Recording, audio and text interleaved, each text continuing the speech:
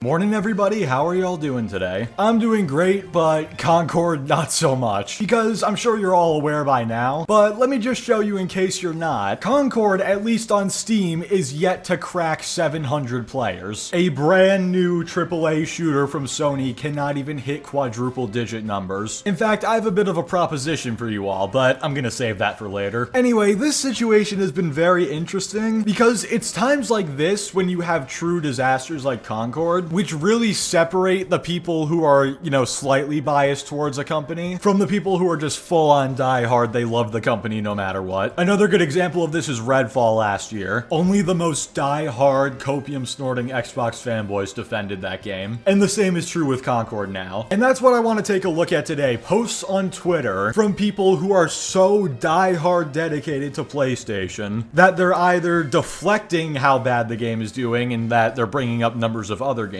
or they're just outright denying how bad it's doing. But before we get into that, I want to take a look at a couple tweets from an alleged developer. Now, I have to say this. This is allegedly a dev who worked on the game. I don't have confirmation, but I was talking to some people in DMs, and they were saying that this person apparently might not actually be a dev. But considering their account is now private, I'm gonna go ahead and assume that they are. Now, you may be wondering, what exactly happened to make this alleged dev private their tweets? Well, it all started with this tweet right here. Now, I don't know what they were originally replying to, but that's not really important. What is important is that they're talking about the launch of Concord and how it's not going very well, whatever. And then the dev says this, I don't really care. It was a huge labor from a lot of insanely talented people making an awesome game. Why would I care about a bunch of talentless freaks hating on it? I'm sure having fun playing it, and I wouldn't trade it for anything. Now, saying you had a great time making it, saying the people behind it are super talented, that's all well and good. But calling people who don't like the game talentless freaks? Yeah, that's where we have a bit of an issue. And that's where a lot of people had issues, actually. Now, you say you don't care what a bunch of talentless freaks have to say, but evidently you do, because if we look at this next screenshot, you're over here hiding people's replies and demanding they pay you $8 for you to unhide it. Nothing says I don't care what people have to say quite like actively censoring what people have to say, and then demanding money from them if they want to have an opinion. Again, this may not have actually been a Concord dev, but if it is, then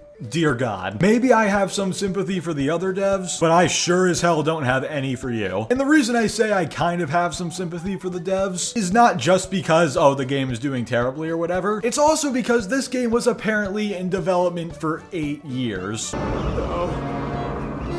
It's not true. That's impossible! How this game was in development for 8 years and never got canned, I will never understand. Just like how I'll never understand how they thought charging $40 for a 5v5 hero shooter in 2024 would be a good idea. It is wild to think that we could have gotten The Last of Us 2 factions, a Spider-Man multiplayer game, but nope, those got canned. This is what made it to market. We thought that Bungie was a bad investment on their part. Firewalk might end up being one of the worst investments any gaming company has ever made in history. And I don't say that lightly. Like, I can't find it anywhere how much they paid for Firewalk, but it must have been at least several $million. And, I don't see Concord making that back. Now, one last thing real quick before we get into some tweets trying to defend this game. I want to take a look at this tweet from somebody who works at IGN. Hell, apparently she's the community lead at IGN. And she tweeted out saying, man, Concord is really scratching that MP shooter itch I've had for a while. Everything is designed immaculately and each design choice feels deliberate, from character kits to map layouts. If you are looking for a new shooter that values you squatting up or running solo, this is it. And then somebody replied, it's not too late to delete this. And then she replies, not too late to become a decent human being. What? Bro, what are you talking about, man?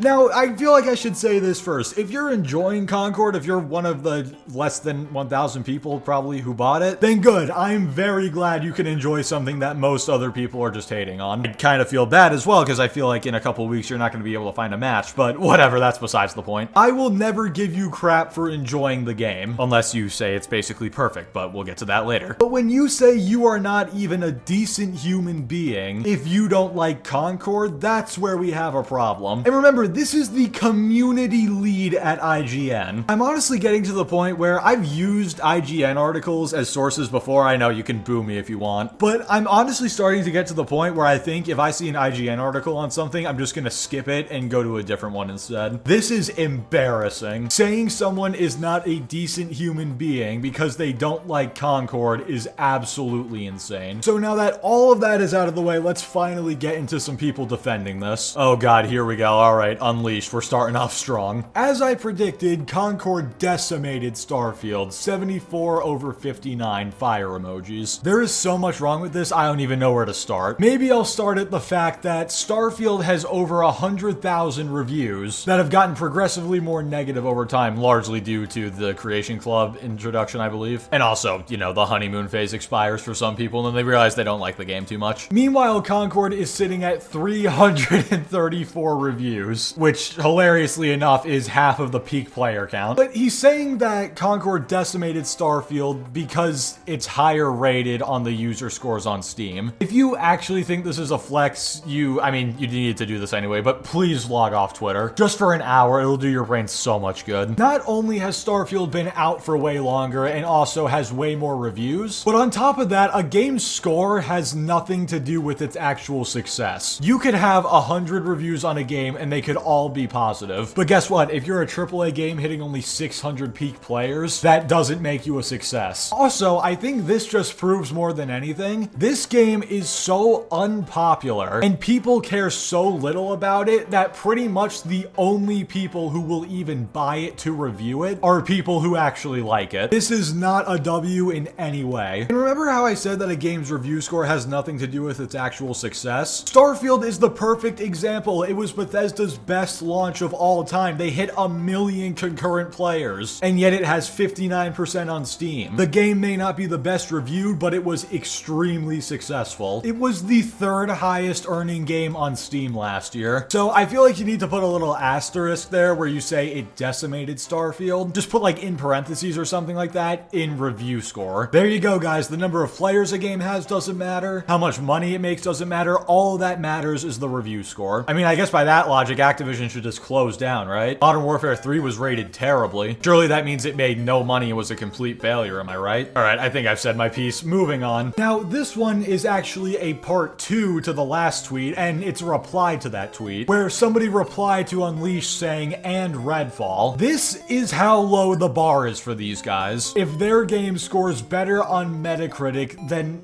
freaking Redfall, they're happy. This is like me saying I can deadlift more than a 5-year-old. It's not impressive, and the fact that the comparison is even being made is kind of tragic. Redfall is unironically the worst game I have ever played in my life. So the fact that you're bragging that Concord is beating it in review score is just, oh my god. Especially when you look at the Steam charts and you realize Redfall actually performed better than Concord did on Steam. The worst game I have played in my life had more than double the all-time peak of Sony's brand new AAA multiplayer game. I don't know what I should be more depressed about at this point, how bad Concord is doing, or the fact that these guys think this is a W. Speaking of Steam charts, let's go ahead and read the next tweet because this one is especially hilarious. I'm gonna need Xbox fans to keep Concord out their mouths for real. And then he shows the Halo Infinite player charts. Now, obviously, I'm not gonna deny Halo Infinite has been performing disastrously on Steam since like 2 or 3 months after its launch. However, there's 2 caveats to that. One, look at the all-time peak for Infinite's players. 256,000 people online at the same time. That's just on Steam. Now, doing some quick math, definitely in my head, not just on the computer, Halo Infinite had 387 times more peak players than Concord. Infinite on Steam may be dead now, but it had an incredibly strong start, which cannot be said for Concord. And notice that I said on Steam specifically, because I can't actually prove this with any numbers, but if you look at the screenshot that I got today when I was recording the gameplay for this video, the queue times for sessions are only like 14 seconds or so. So clearly either on the Xbox app on PC or on Xbox consoles, the game is still doing somewhat well. But given the fact that in Concord people are usually waiting 40 30 plus seconds, if not a few minutes for a match, I would not say there's any chance of it doing super well on PlayStation consoles either. So now, remember earlier when I said that I had no problem with you liking the game as long as you didn't try to pretend it was perfect or something? Well, I was foreshadowing right now. Let's go ahead and take a look at the next tweet. I really cannot stress enough how utterly perfect Concord is. The negativity this game received before release is one of the biggest travesties in gaming. I feel partially responsible and it sickened me, to be honest. I hope so much it succeeds and folks give it a chance. The devs deserve it. This is peak gaming. So I have never played Concord myself. I never play on planning it.